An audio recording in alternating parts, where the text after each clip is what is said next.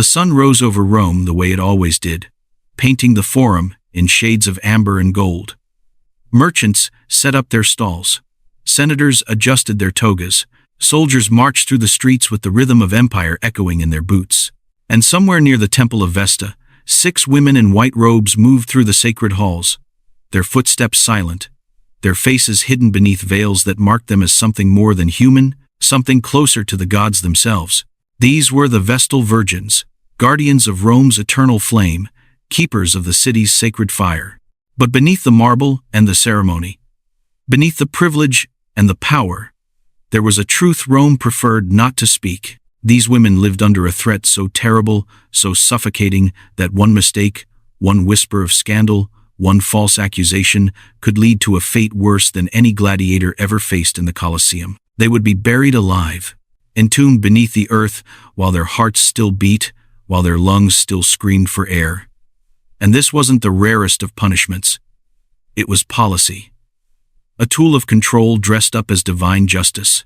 Today, we're pulling back the veil on Rome's most sacred priesthood to reveal what really happened when power, purity, and paranoia collided in the heart of the ancient world. Before we descend into this story, subscribe to our channel so you don't miss the next journey into history's darkest corners.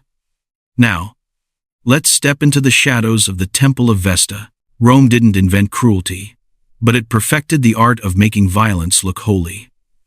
The story of the Vestal Virgins began not with blood, but with fire.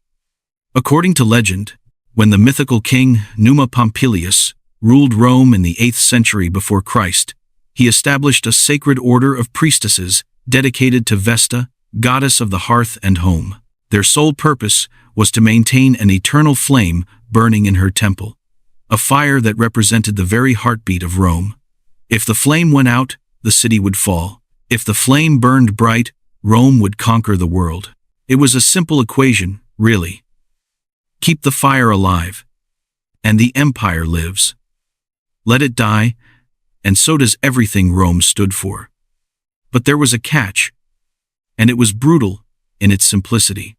The women who tended this flame had to be virgins, not just any virgins, but girls chosen before their bodies understood what that word even meant.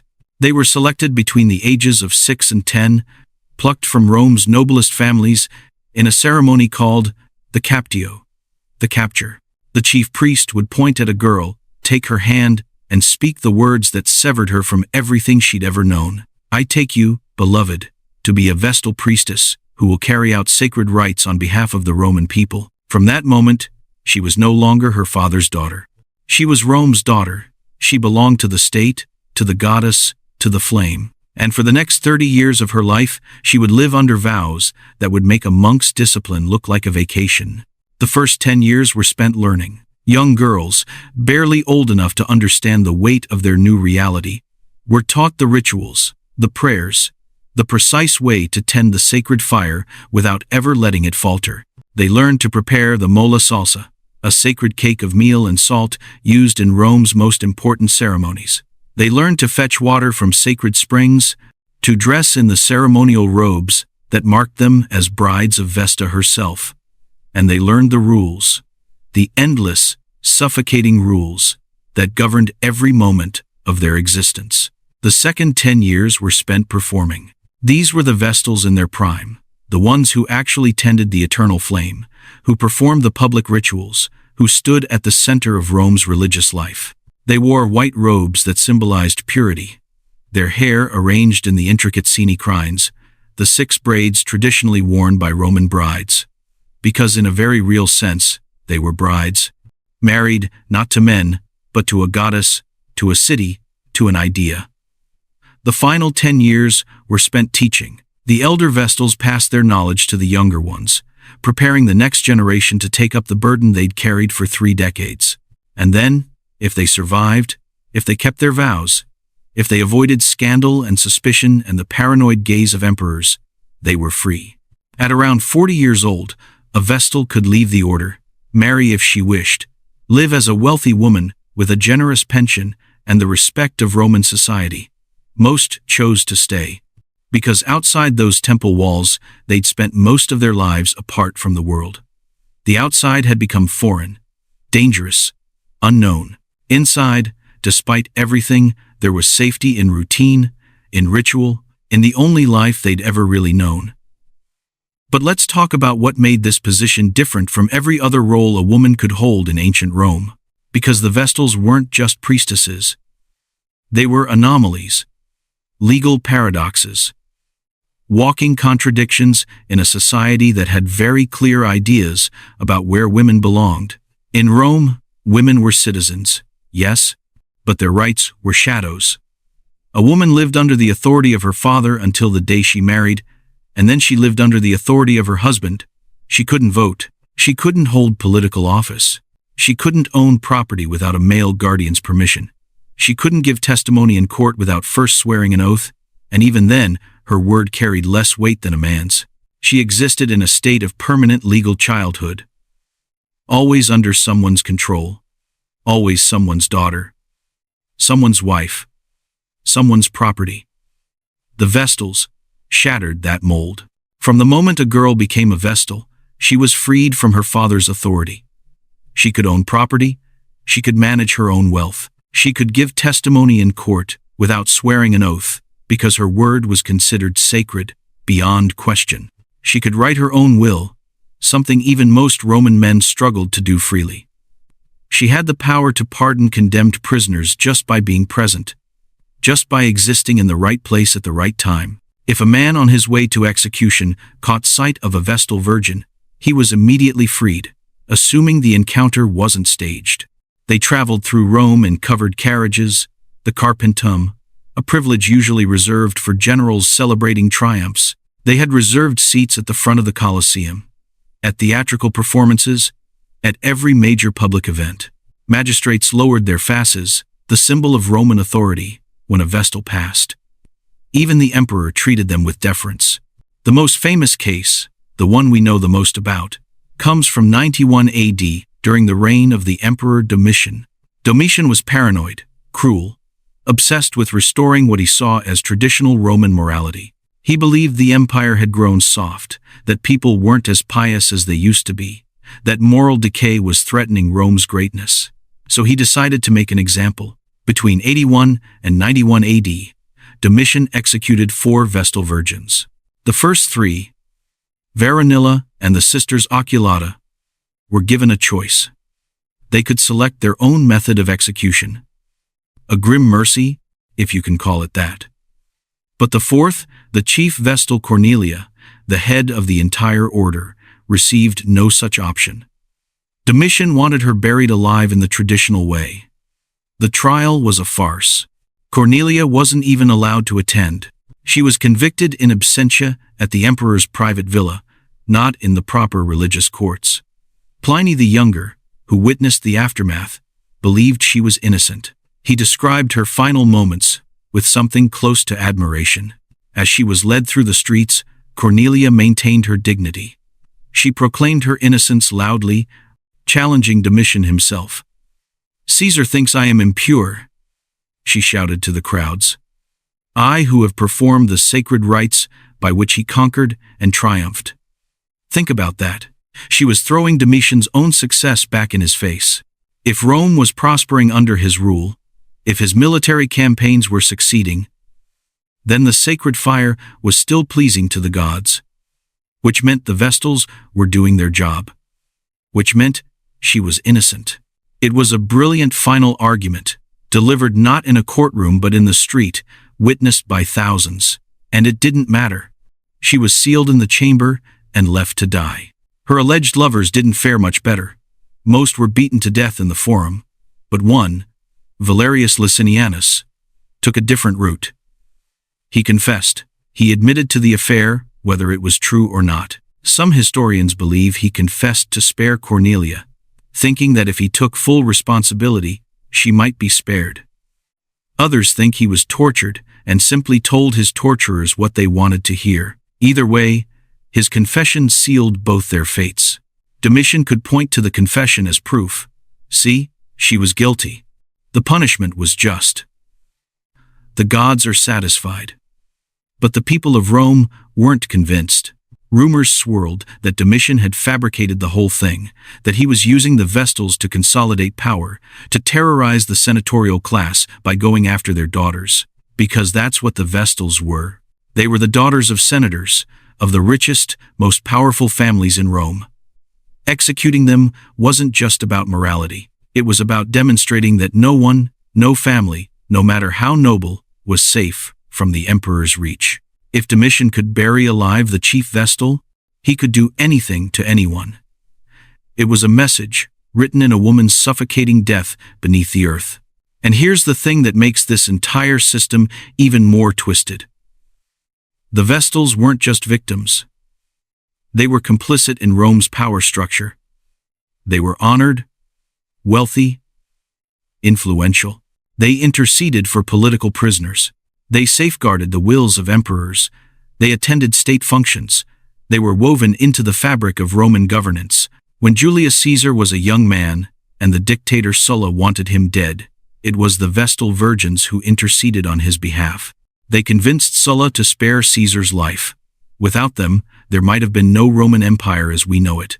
They had power, real power, but it was power granted on the condition of absolute compliance. As long as they remained virgins, as long as they kept the fire burning, as long as they maintained the illusion of perfect purity, they were untouchable. But the moment suspicion fell on them, all that power evaporated. They became tools, props in someone else's political theater, objects to be sacrificed when the state needed a scapegoat. They lived in a gilded cage, and the price of that gilded existence was constant vigilance, constant fear, constant awareness that one false step, one whispered accusation, one jealous rival or ambitious priest could end with suffocation in the dark.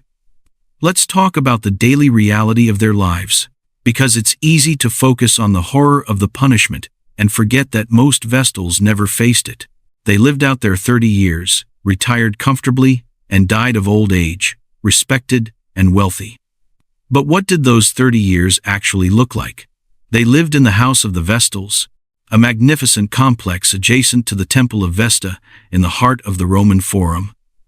It was prime real estate, luxurious by any standard, with gardens, courtyards, private rooms. Archaeologists have found statues of former Vestals lining the atrium, stone monuments to women who served faithfully and earned their place in Roman history. But luxury doesn't mean freedom. The Vestals were watched constantly.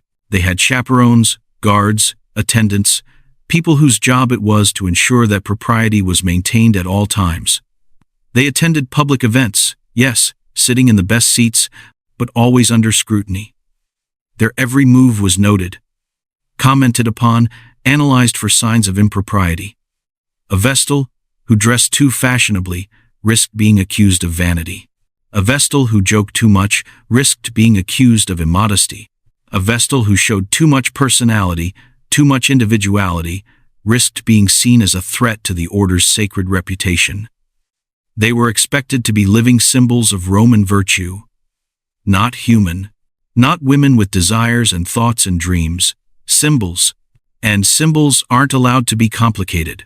Their days were filled with ritual. Tending the sacred fire was a constant responsibility.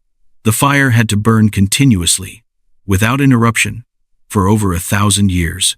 If it went out, even by accident, the Vestal on duty would be beaten, stripped and whipped by the high priest, sometimes in darkness behind a curtain, to preserve her modesty, but beaten nonetheless.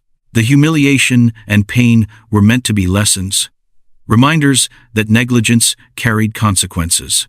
They prepared the mola salsa, grinding grain, mixing salt, performing the ancient rituals that turned simple ingredients into something sacred. They fetched water from sacred springs, never from the city's water supply, because Vesta demanded purity in all things. They participated in Rome's major festivals, the Vestalia in June, when the temple was open to women seeking Vesta's blessing, the Lupercalia in February, a fertility festival that highlighted the paradox of virgin priestesses' blessing ceremonies dedicated to childbirth and sexual potency. They baked sacred bread, prepared ritual wine, cared for the mysterious objects kept in the temple's inner sanctuary. What were those objects? The Romans believed they included the Palladium, a statue of Athena brought from Troy by Aeneas, the legendary founder of the Roman people. Possessing it meant Rome would never fall. Only the Vestals were allowed to see it, to care for it, to know the truth of what Rome's most sacred relics actually were. Some historians believe the secrecy was deliberate, that the mystery itself was more important than the objects, that the Vestals were guardians of Roman mythology as much as Roman religion. They kept the story alive. They preserved the link to Troy, to Rome's mythical past, to the idea that Rome was destined by the gods to rule the world. And all of that weight, all of that responsibility, all of that symbolism rested on the shoulders of 6 women at any given time. Girls who'd been chosen before they understood what they were agreeing to. Women who'd spent most of their lives in service to an idea. Could they refuse? Technically, no. Once chosen, a girl became a Vestal. There was no backing out. The ceremony of captio, the capture, had legal weight. The girl was removed from her father's authority and placed under the authority of the state, under the Pontifex Maximus, the high priest. In the imperial period, that meant the emperor himself. She was his responsibility, his property in a sense, though the Romans would never have used that word. But the reality was that a Vestal Virgin served at the pleasure of the emperor. He could protect her, as many emperors did, granting additional privileges and honors, or he could destroy her, as Domitian demonstrated, turning her into a cautionary tale written in buried flesh. And here's the cruel irony. The Vestals had more legal rights than any other women in Rome. They could own property. They could manage wealth. They could give testimony. They could pardon prisoners. But they had no agency over their own bodies, over their own sexual and romantic lives. That was controlled absolutely, with death as the penalty for transgression. They were the freest women in Rome, and the most imprisoned. Now, let's look at what happened when a Vestal's 30 years were up. She was released from service, given a pension, and told she was free to marry. But was she really free? Think about what her life had been. She'd spent 3 decades in isolation, performing rituals, maintaining a flame, living apart from normal society. She'd been removed from her family as a child. She'd never learned how to navigate the normal social world of Roman women. She'd never had relationships, never learned how to interact with men outside of formal religious contexts.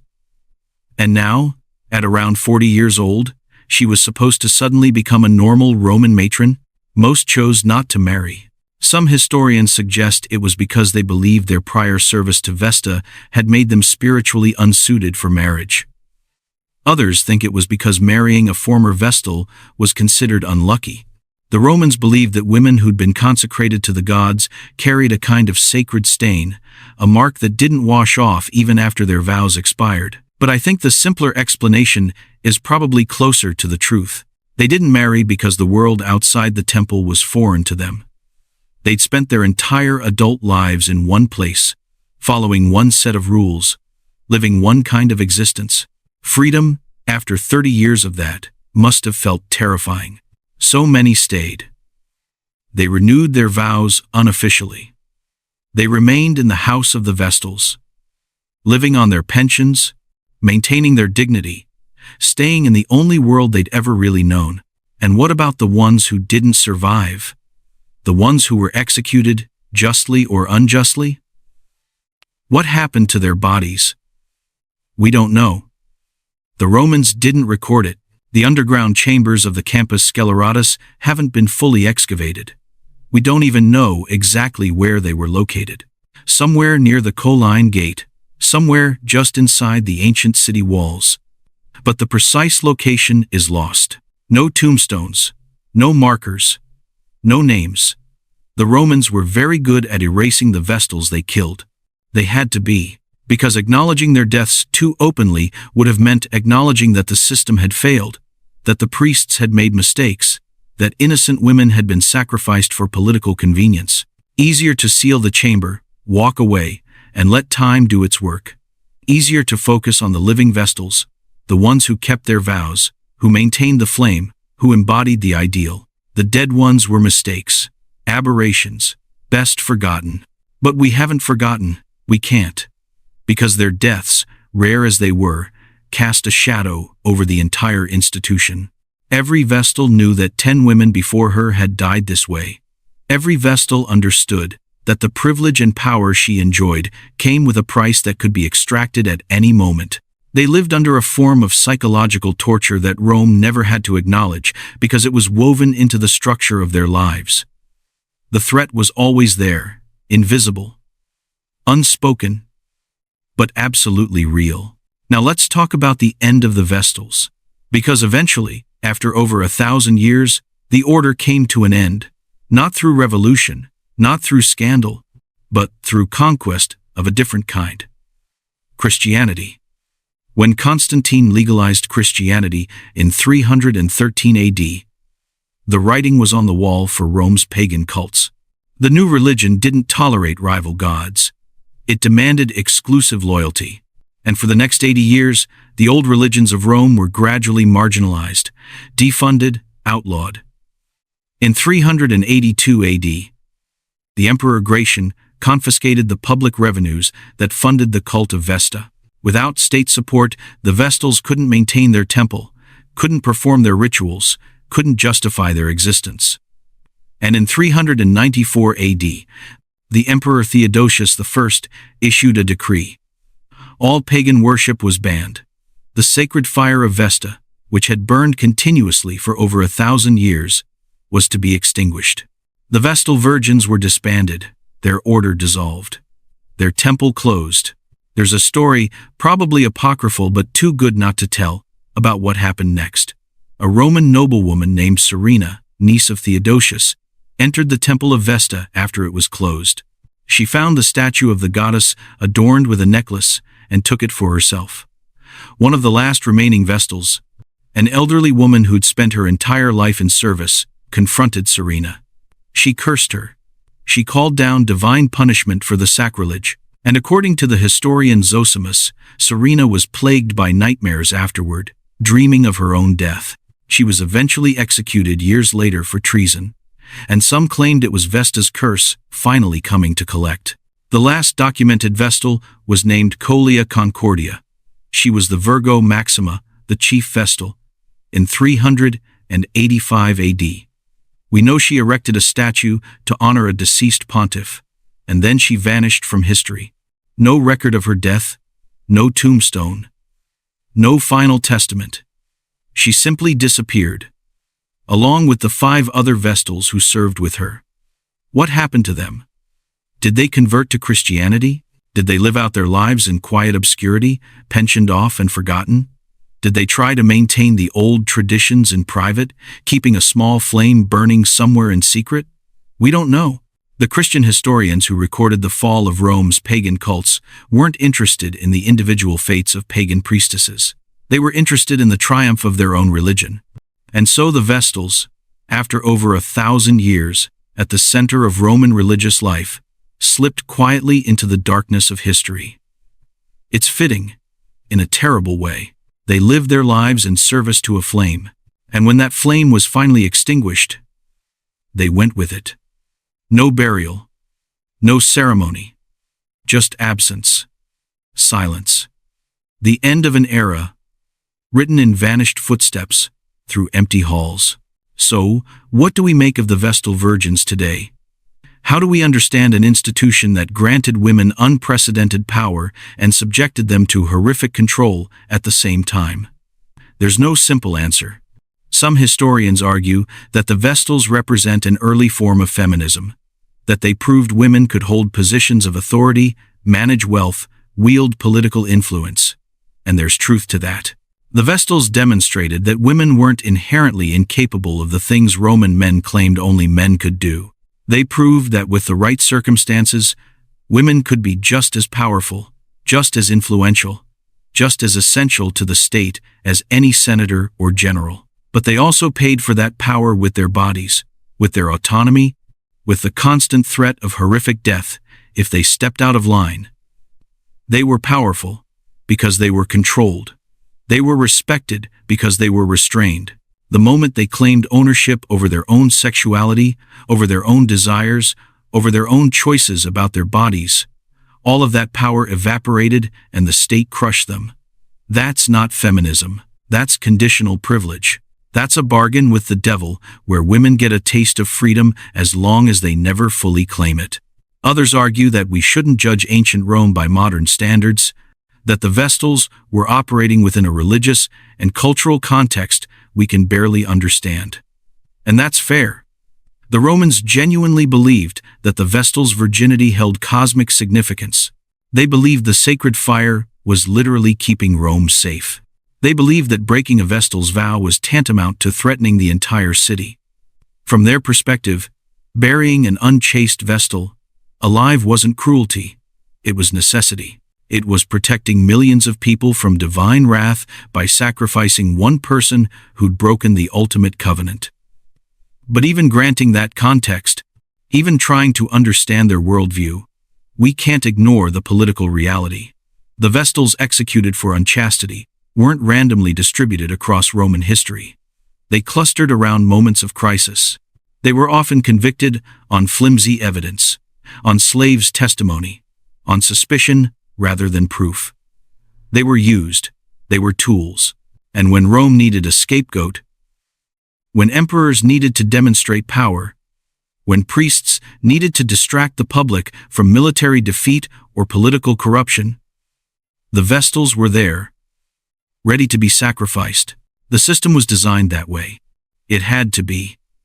Because the real function of the Vestal's punishment wasn't religious. It was political. It was a demonstration of absolute state power over the most honored women in Rome. If the state could kill them, it could kill anyone.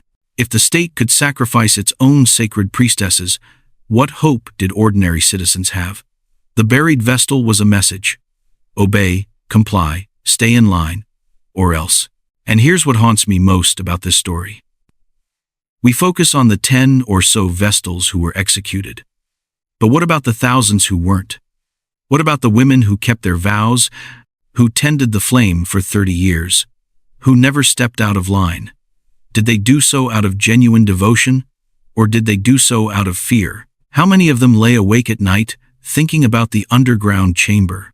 How many of them felt desire, attraction, love, and crushed it down because the price of acting on it was suffocation and darkness? How many of them lived their entire lives under a threat they never spoke about but never forgot? We'll never know. They didn't leave diaries. They didn't record their inner thoughts. The Roman historians who wrote about the Vestals were men, and they were interested in the institution, not the individuals. They documented the rituals, the scandals, the executions. They didn't document the daily psychological weight of living under that kind of control.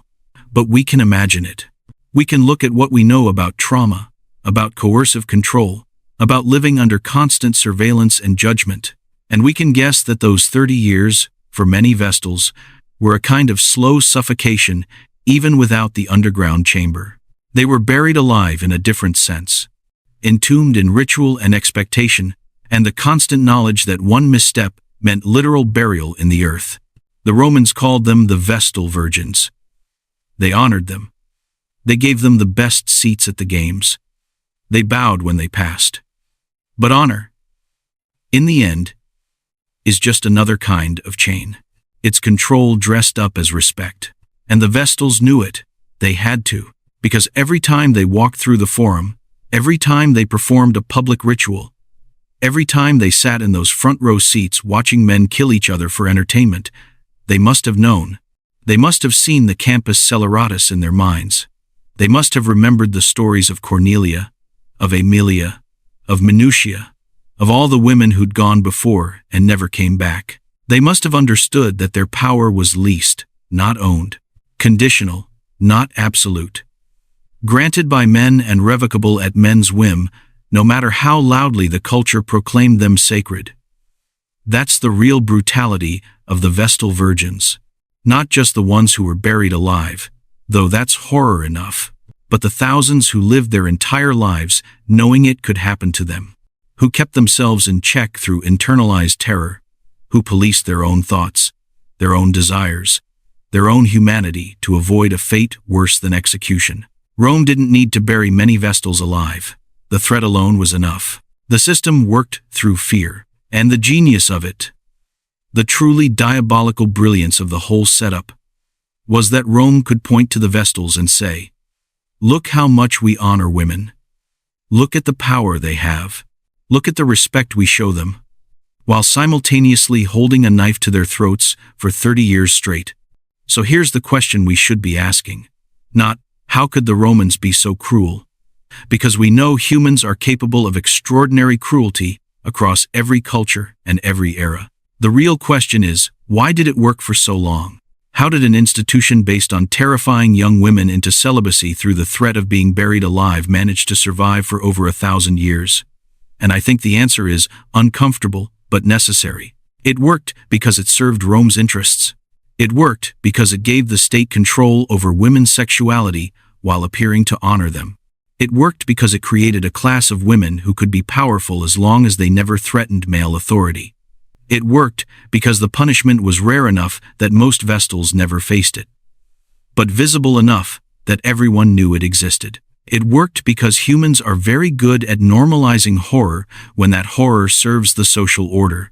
The Romans grew up seeing the Vestals honored. They grew up hearing stories about the sacred flame. They grew up believing that virginity had cosmic power. And when a Vestal was executed, they told themselves, she must have deserved it. She must have broken her vows. She must have endangered Rome. It couldn't be that the system was corrupt. It couldn't be that emperors were using religious law as a political weapon. It couldn't be that innocent women were being murdered to satisfy the paranoia of the powerful. Because if it could be that, then the entire foundation of Roman religion was a lie. And Romans couldn't afford to believe that. So they didn't. They chose to believe the system was just, even when all evidence suggested otherwise. They chose to believe the executions were necessary, even when the timing was suspiciously convenient. They chose to believe that the Vestals who died had brought it upon themselves. Because the alternative, acknowledging that Rome was built on the terrorized compliance of its most sacred women, was too threatening to the social order. And in the ruins of the Temple of Vesta, you can still see traces of them. Statues of Vestals whose names have been erased by time. Inscriptions honoring their service. The remains of the House of the Vestals, with its pool and gardens. The circular temple foundation, where the sacred fire once burned. It's beautiful. In a way, peaceful. The kind of place tourists walk through, taking photos, marveling at Roman engineering and religious devotion. But if you stand there quietly, if you really think about what happened in that place, it's not peaceful at all. It's a monument to 1,000 years of women living under an impossible bargain. Serve us. Stay pure. Keep the flame burning. And maybe, if you're lucky, if you're careful, if you never make a mistake, you'll survive. But probably not all of you. Some of you will be buried alive. We'll decide which ones. You won't know until it happens. That was the deal. That was the honor Rome offered its most powerful women. And they took it. Because what choice did they have? They were captured as children. They were raised to believe their virginity held up the empire. They were given privileges that came with a noose around their necks. And for 1,000 years, they tended the flame, knowing that any day, any scandal, any emperor's whim could mean suffocation in the dark. When Theodosius finally extinguished the sacred fire in 394 AD, maybe it was mercy. Maybe ending the order, disbanding the Vestals, closing the temple, was the kindest thing anyone ever did for them. Because it meant no more girls would be taken. No more women would live 30 years under that threat. No more bodies would be sealed in underground chambers and forgotten. The flame went out. And maybe that's how it should have ended. Not with honor, not with ceremony, but with relief that a 1,000-year nightmare was finally over. So, tell us, what do you think about the Vestals? Were they powerful women breaking barriers in a patriarchal society? Or were they victims of a system that dressed up control as honor? Drop your thoughts in the comments below, and if this journey into Rome's darkest religious practices gripped you, hit subscribe. We're diving deep into the stories history tried to bury, bringing light to the darkness one video at a time. Until next time, remember that sometimes the most brutal punishments aren't the ones that kill quickly. They're the ones that make you live for decades knowing death is waiting in an underground chamber in absolute darkness, whenever the Empire decides it's your turn to descend.